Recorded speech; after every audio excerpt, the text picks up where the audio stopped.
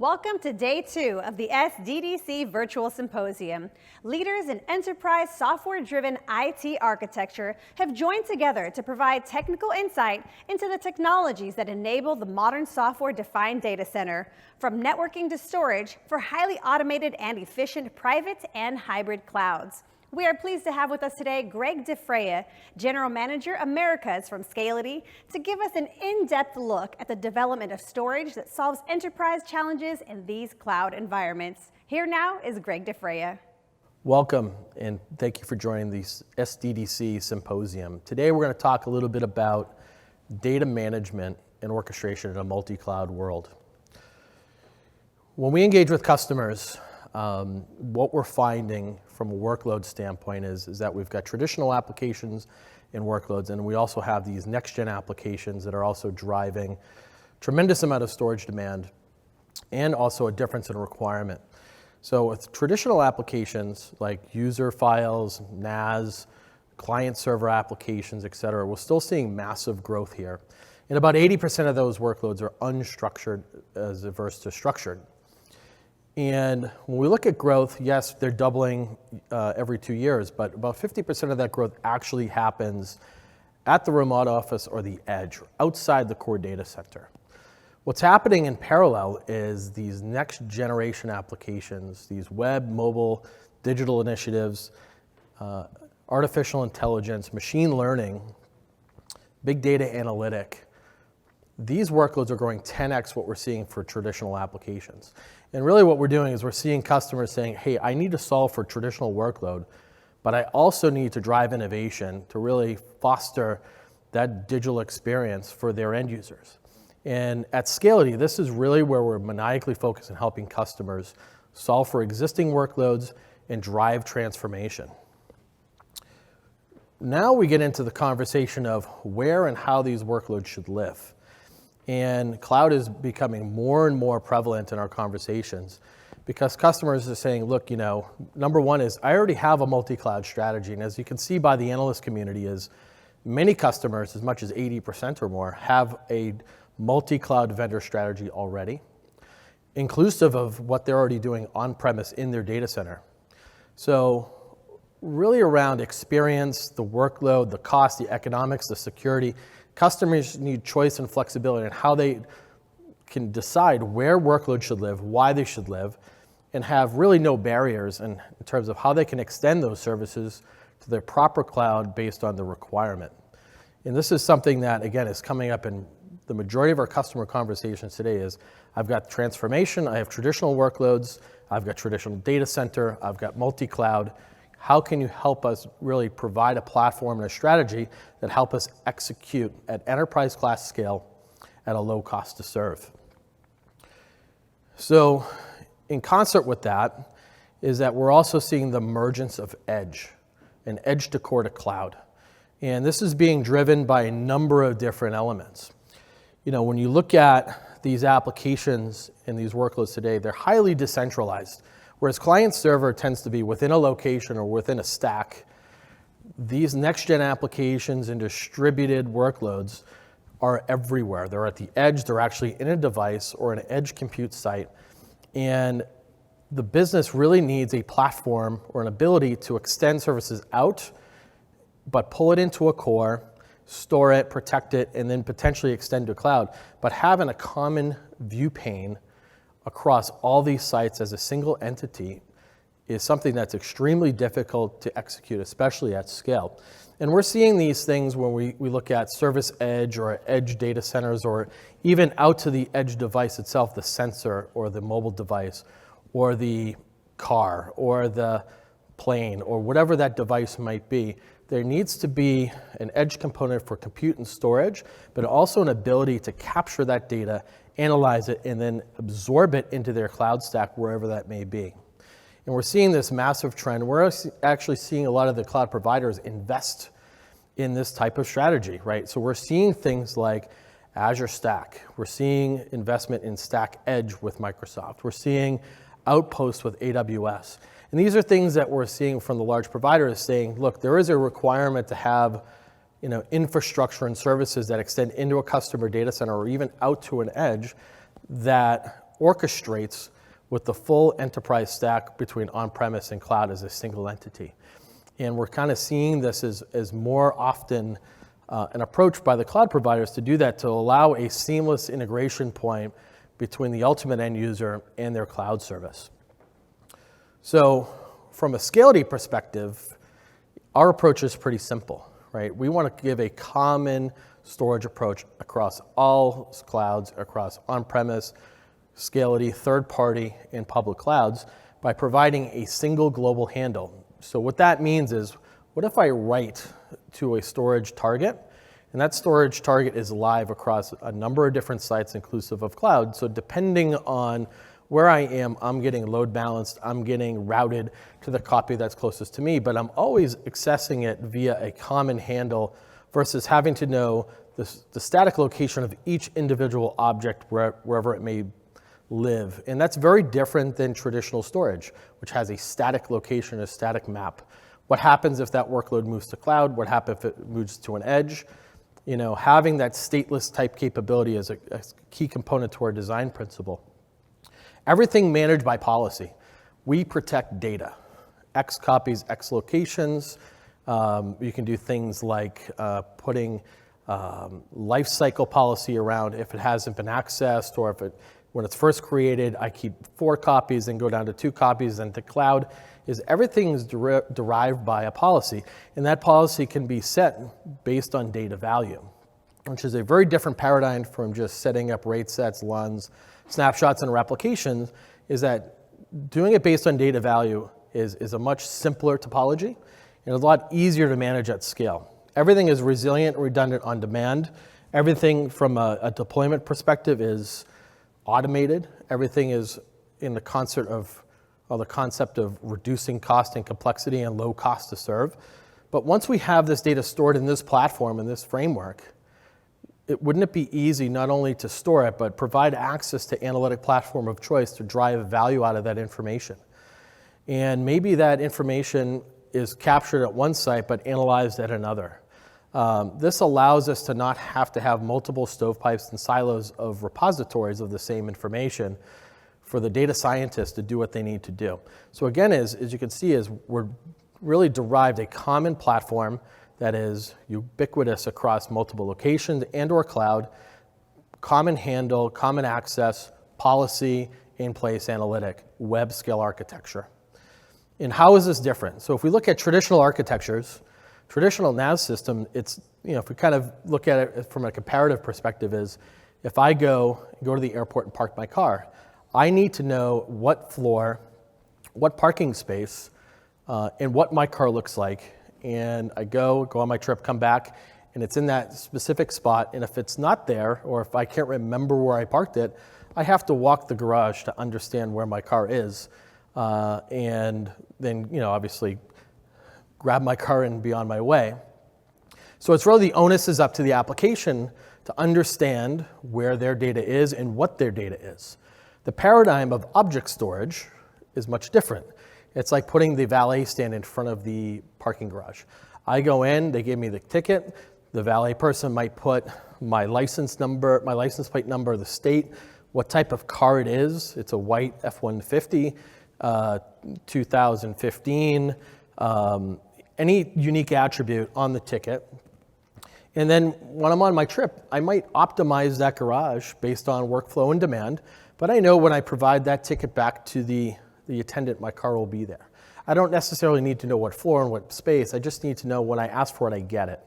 And also, if I lose my ticket, there's other attributes that describe my vehicle to the attendant, to therefore provide me with my car. Or in a storage perspective or a data perspective, there's unique attributes or metadata that I can use to understand what my data is, right? And that's the pure concept of object storage. Now, when we're talking about multi-cloud, is extend that even further. What happens if I park my car and I park it in Providence, but my requirement is I need to also grab it in San Francisco and Sydney.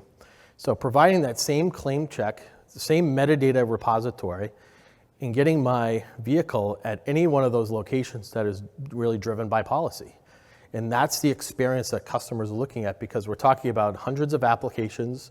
or even thousands of applications. We're talking about multiple sites, multiple clouds, and I need to be able to do this at, again, large scale or web scale with enterprise class service, and this is how we're doing this for large enterprise.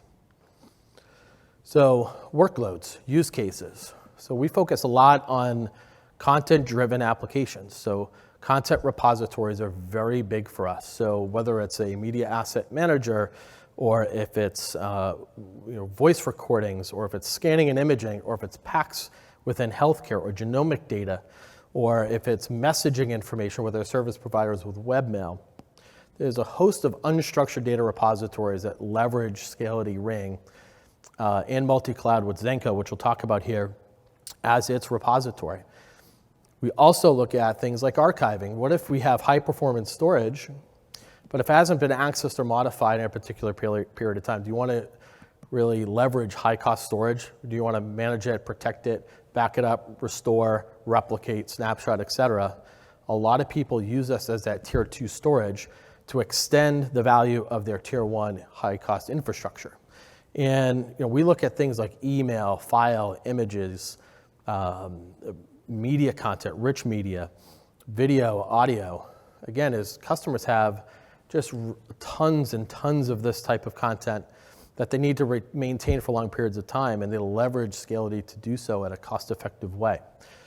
We're also leveraged for long-term retention for backup. So we work with all the major backup applications that leverage us for a long-term retention copy in lieu of tape. So you might have a high-performance copy on purpose-built backup device, but 2 weeks, 3 weeks, through 7 years, where do you keep that data? We have integrations with all the major backup vendors to be able to execute that in a very programmatic way. The ones in the middle, cloud native, where we're working with the application architects and developers, they're using our bindings and wrappers and APIs to build these next-gen platforms.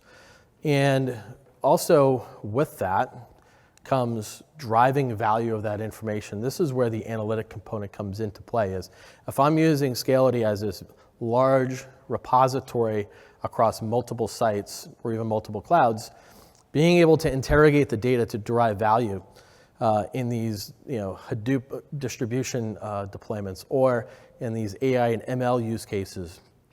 This is where our architecture and being able to really architect for performance and capacity independently allow us to handle those workloads at scale.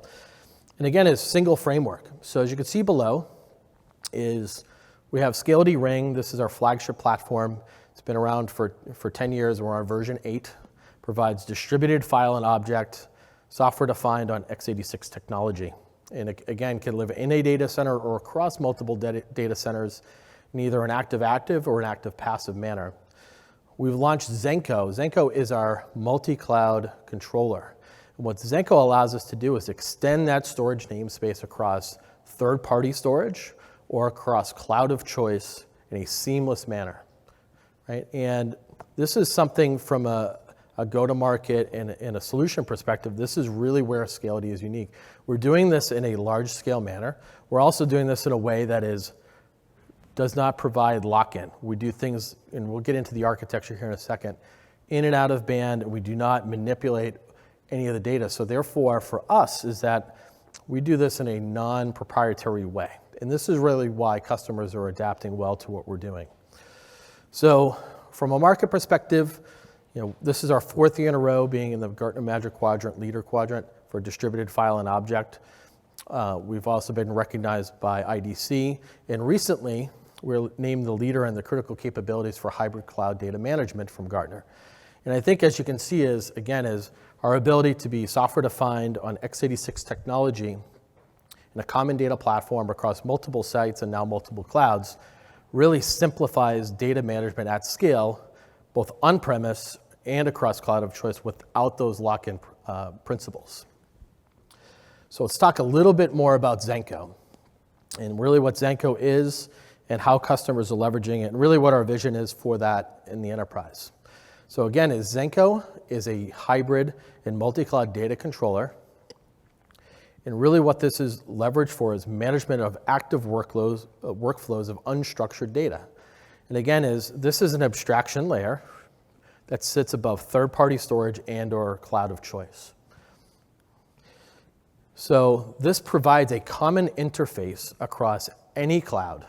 So whether it's Google, AWS, Azure, it could be third-party NAS system that's on-prem or a third-party object store system or Ring. This provides a simplified view pane from both a management perspective and from a data access perspective, and a common metadata repository and policy control to manage data at scale. Okay, so for our perspective, this is extremely powerful. This is really taking the conversation from a box or a storage system perspective to truly data management at scale. So again, from a metadata perspective, we provide a common metadata repository. This metadata repository can be what we call user-driven or system-driven. And what user-driven is, this is where we can add custom tags to better define our information and our data. Just like we mentioned before at the valet stand. I can tag it and put my license plate number, my color of my car, and this is really where the app teams are leveraging us for that particular reason, because I might have multiple different applications that need access to this information for different purposes. And this allows for really a unique integration point. When you look at it also from a platform perspective, is that one is we can provide that unique kind of one common API, two metadata repository, three, I can do things around policy control. This is really where the power resides. This allows us to basically remove the reliance on the storage system and move that IP up the stack. It'll allow customers choice about where they move things and why, because there's really no lock into the particular box or the particular cloud service. And again, everything managed via policy. So I could state X copies, X sites, so many-to-one, one-to-many replication. I can also do things like lifecycle or policy based on data type or size. These are all at the controls of the admin. Or in certain cases can be the application owner, right? I can have certain metadata trigger an experience on storage or a full lifecycle or a workflow. And this is exactly the types of things that we're working with customers on in terms of solving that problem, building that complete data pipeline. So in terms of architecture, this is completely containerized technology. So we can deploy on-premise on VMs or containers. We can deploy in the public cloud. It's really up to you. You can do obviously both. And we have customers that do that, again, at scale, at multi-petabyte scale. So again, we're not locked to a particular location or a site or a particular build, but what we're doing is allowing customers to say, hey, I'm going to have some containers in my data center, some containers in public cloud, and I'm going to bind them together to create that namespace and provide that common experience across on-prem and cloud of choice. But we allow that deploy architecture anywhere methodology.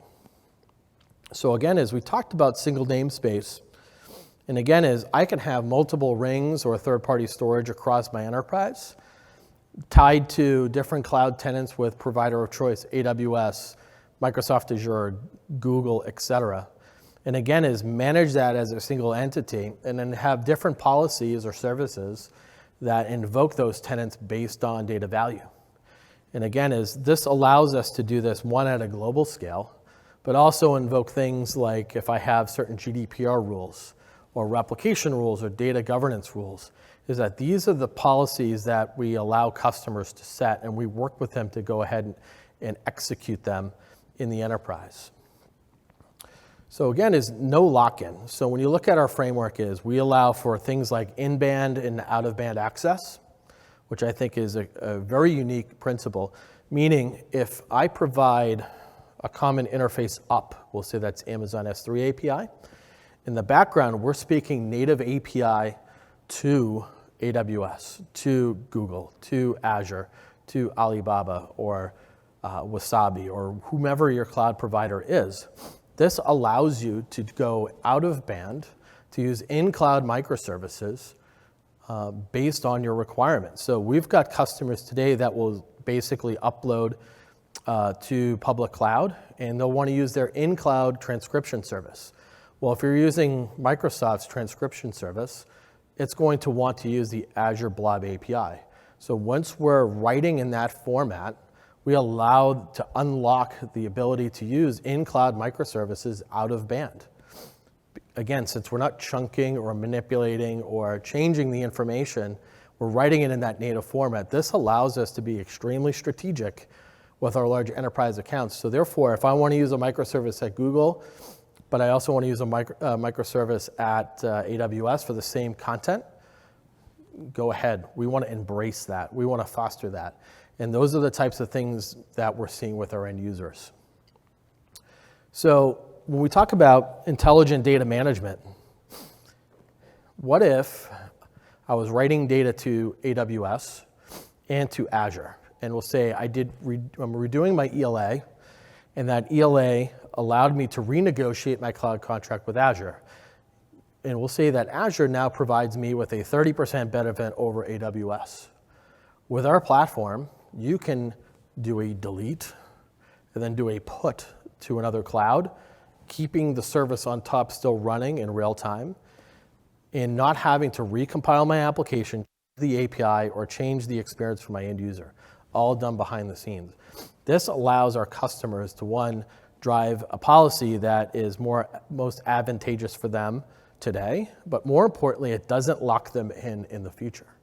So therefore, if you want to update or change or go from provider A to provider B, if you're providing a common namespace, a common policy engine, a common metadata platform, you have the power to make those decisions and execute against them. And we have plenty of examples where customers are negotiating their cloud contracts based on their ability to be agile and move based on those decisions, right? And again, we are a platform that allows for that type of behavior. So again, is single UI, single management. We can see all tenants under one interface, understand what's going on, eventing, monitoring, usage, trending. And this is a unique thing because if you think about all the different cloud tenants that are out there and on-premise storage and providing that in a single UI, and providing those tools back to IT to therefore manage, or in certain cases, you can actually have Scality, or some of our partners actually do this as a service. This allows enterprises today, because what happens a lot is I might be writing to an on-premise target, and then I'm going to say, hey, I need to use AWS, and then that application's writing directly. There's no linkage between infrastructure and workload to what's going on with public cloud. This gives our customers complete enterprise-wide multi-cloud visibility to all the workloads and what is going on and what are the trendings and what's happening and what is the availability in SLAs. This provides that type of value and visibility. So let's talk a little bit about use cases. Especially with multi-cloud, there's a number of different ways that cloud adds value and where it does today. And I think there's also a number of areas where it's emerging, where we're really driving innovation for.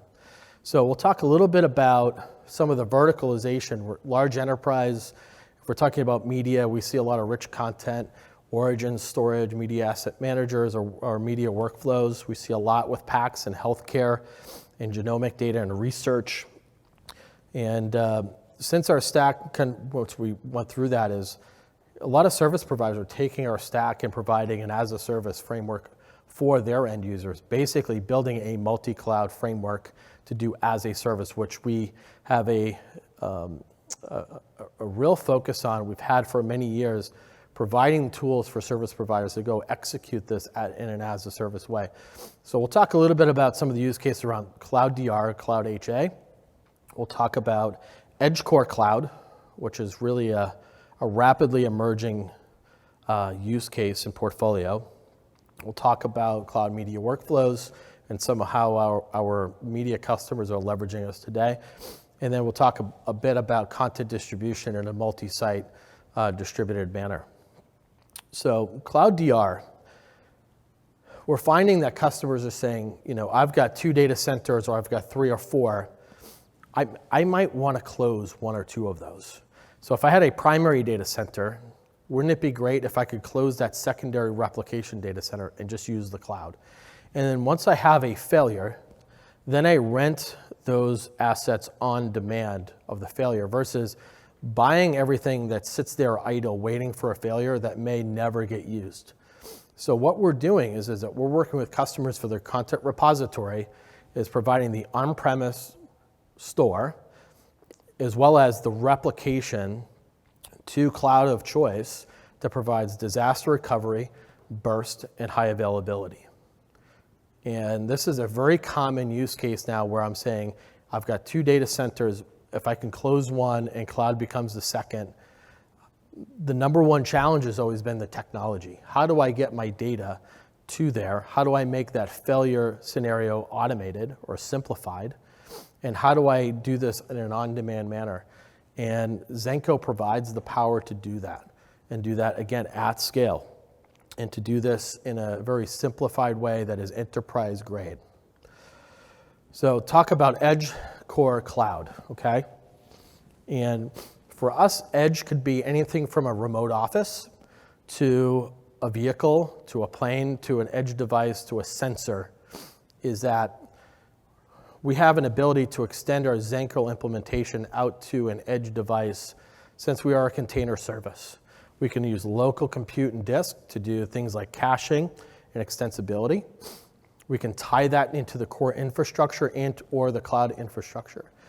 And then by policy, we can extend out as once we capture, how do we distribute, and what is the workflow to get it from the edge into the core and then the cloud.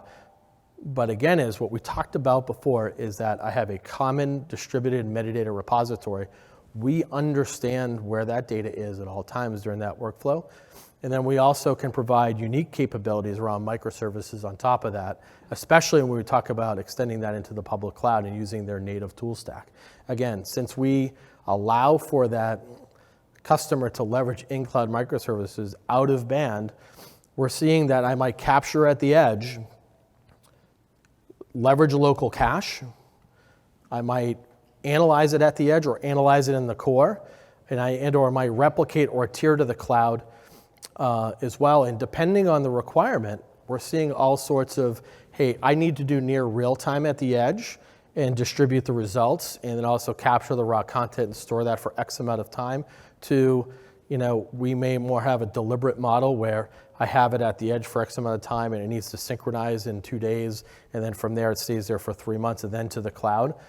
But again, as we provide the flexibility and the tooling in order to execute that. So cloud media workflows. Media, just given the nature of 4K video and the large files and the consumers being on mobile devices and anywhere, and through 3 and 4G, or essentially anywhere, it's very difficult to get data to end consumers in a very monolithic way. So the ability of a distributed system like Zenko, being able to distribute content across any cloud, anywhere, any region, and then provide in-region access on demand if something becomes viral, is unique.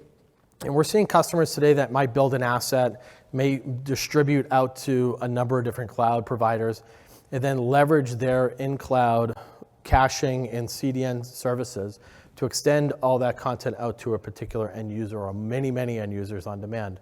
And again, this allows them to use the elasticity of the cloud. This allows them to be strategic and, depending on a region or a cost structure or a particular service or a contract or what have you, is having that one flat system namespace, common metadata and policy engine. This allows them to react based on demand of their end users. Is that we've built a number of different pipelines for customers that allow them to take it from, pre-production through post-production through streaming or producing out to the end user, right? And a lot of times is we're working with the application team to build this end to end and make it completely and utterly seamless, right? And last is, multi-site content distribution is, we look at today's workforce and all the B2B and B2C is not everybody lives in the same building. It was going to work in the same building. Everything is distributed today. So if you think about a lot of rich content and, where people are and what devices they are on is that it's highly unlikely that they can go to a particular single location and grab what they need and get it in a way that is, one, going to meet their SLA and demand, but more importantly, that's efficient, right? And with distributed architectures, this allows us to do a couple things. To me, it's very synonymous with what cell phone towers are to landline phones. You know, I live in the Boston area. If I pick up my phone here and make a phone call, I'm not going to hit the tower in Boston. I'm going to hit the tower that's right across the street. That's the type of experience customers want with data. And I guess, you know, when you look at it, I've got multiple different devices. I'm traveling. I could be anywhere. I could be on any network. Is that having distributed access to data is something that is becoming more and more a requirement, especially with rich media, because obviously there's only so much network to go around. So if I can have pods of stuff across that act as one entity that I can access based on where I am or what is available or not available, this is exactly what we're talking about with multi-site content distribution, is that providing a stateless experience for data, depending on where I am or what is available, is really something that, you know, the large enterprises are really, you know, leveraging Scality to execute for them, which is a very different scenario than we had in years previous. Like I went through with the scenario where we had traditional NAS SAN, we had object and multi-cloud, is that, you know, it's typically a static experience within a data center, within a system, and everything is statically mapped. You know, for this world, having a distributed platform is something that provides extended value, but also allows them to do this at scale. So I want to talk a little bit about our strategic partnership with Microsoft. So we're talking about multi-cloud data management and orchestration. Scality has a very unique and strategic partnership with Microsoft and around Azure and Azure Stack. And I want to talk a little bit about that. So we've got 3 major initiatives. And I think this kind of goes to Scality's vision in embracing cloud and helping customers provide a seamless experience between on-premise and public cloud of choice. But if you look at what we're doing here specifically with Azure, right, is that we've done a number of different projects with them. Number one is we looked at doing Azure Blob to S3 translation. I'm a customer that uses Amazon S3 API, but I would really love to use Azure, and I do not want to recompile my application. Scality actually built a connector that does that translation for customers. This allows them to go to Azure without changing their application. S3 API is probably the most common API used for object storage. So providing that translation layer really just saves customers a lot of time and reduces a lot of complexity when choosing Azure as a repository. Second is getting data from on-premise into the cloud from wherever it is today on legacy systems. This hybrid cloud data management into the Azure Blob Store is something we've been working on and we've actually been executing against, right? And you know, this is something that's been available since September 2008, so just a little bit over a year. And you know, this allows us to basically go into any enterprise account, look at the storage environment, and it could be on legacy NAS, it could be on third-party object storage, it could be Scality Ring, that is the repository on-premise. We can, number one, understand it, ingest the metadata, and 2, take action against it. Do I want to replicate it? Do I want to tier it? Do I want to do both? Or some custom workflow? This is something that we have been doing for the past year, and we have a number of customers that leverage us for that. But really the new thing that we actually offered is the ability to provide Azure Blob API on-premise. As far as I know, we are the only production distributed file and object platform to offer the Azure Blob API on-premise. And this is a very unique partnership with Microsoft that allows us to do so. So when you look at it from a Scality perspective, again, as we've been in the market, distributed file and object since 2009, July marked our 10-year anniversary, is that we're on version 8, we have history, we've been a market leader. So adding this connector or access layer to that framework allows customers, again, choice and flexibility, ability to use Azure-based application on-premise, but in the cloud, based on what they're looking to do. But again, is this connector was actually just recently added, and we had a press release on it this week. So if you look at our stack, pretty simple. We have Amazon S3, we have our own RESTful API, but we added Azure Blob. But we also support the SMB and NFS file connections as well on top of our object storage under, again, a single pane of glass management UI. And again, x86 technology, many nodes, many sites. So what else with Microsoft? What else are we working on? So we talked about the intelligent edge and edge core cloud, is that we talked about this strategic investment from the cloud providers. And this is an example of our joint partnership and joint investment and really driving innovation at the edge, helping customers extend services down there. So number one is we have integration with Azure Stack Hub. And two, we have integration with Azure Stack Edge. What we have done is embedded the blob store component into those deliverables that allows customers to leverage local disk, but extend that service into the cloud based on policy. Very, very strategic partnership that we have. And again, allows Microsoft to extend that cloud service down to the customer and then down to their edge, which we know has tremendous growth. It's difficult to manage, and especially at scale. And again, doing this in a programmatic way. So some of the other use cases that we're looking at with the joint partnership, especially with the edge use case with Azure Edge, is that, in oil and gas, when you have all the oil fields and different locations for drilling, is that there's things like the GIS information, it's the imaging, it's the video, it's all that distributed unstructured data, is capturing that and then pulling that back to the core for storage and analytic.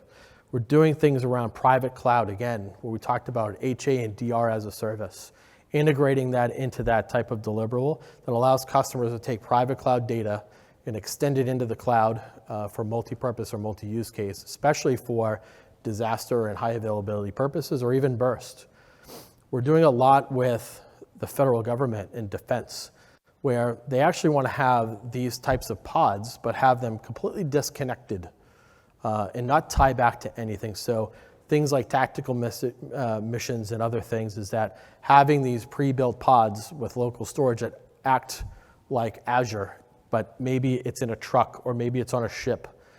This allows for a very nice package deliverable that does not have to be tied into a big workflow, but be its own entity, and essentially providing an isolated cloud experience within that scenario.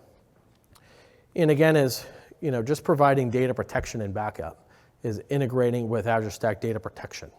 So there's a number of things in terms of use cases and edge and extending services down to customers that we are really driving that type of experience and driving that partnership. And I think the Microsoft relationship is a great example of what Scality is doing in this space to really drive that, one, from a solution perspective, and two, to make sure that interoperability and innovation is executed there. So in closing, I hope you could understand is, from a Scality perspective, is one, we're a software-defined storage company. Two, we're really looking at driving innovation in the space. Unstructured data is really where we're focused. We're focused on doing this not only in the data center, but across multiple clouds, and driving this in a very programmatic way. But our goal is really to give freedom and control to people who create value with data, right? We want to help you store it. We want to help you protect it. We're going to help you distribute that information, but we also want to provide value from that information. And I think the things that we're doing from a multi and hybrid cloud deliverable, we're talking about third-party integrations in any cloud, anywhere, anytime, distributed access or distributed workflow, edge core cloud. These are the things that I think, when you look at a lot of our customers, why they've chose Scality or why they invested, is specifically around these types of areas. We're focused on innovation, but we also have 10 years of history of being a market leader for a platform perspective, scale out, file, and object. But again, really our charter is to provide choice and flexibility to customers for their information to drive value from it. So I want to thank you again today for your time. Thanks again for joining us for the SDDC Symposium, and I look forward to seeing you all out in the field.